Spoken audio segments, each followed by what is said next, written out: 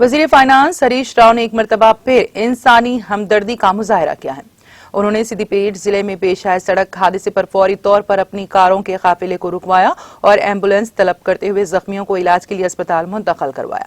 तफसीलात के मुताबिक जिले के मेरुदोडी मंडल के खाजीपुरा शाहरा पर मंगल की सुबह यह हादसा पेश आया, जिसमें बाइक पर जाने वाले एक शख्स ने उसका तवाजुन खो दिया और ये बाइक सड़क के किनारे दरख्त से टकरा गई।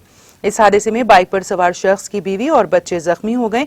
इस हादसे के बाद वजीर मौसूफ का वहां से गुजर हुआ, जिन्होंने अपनी कारों के काफिले को रुकवाते हुए जख्मियों को अपनी निगरानी में एम्बुलेंस तलब करते हुए अस्पताल मुंतकिल करवाया।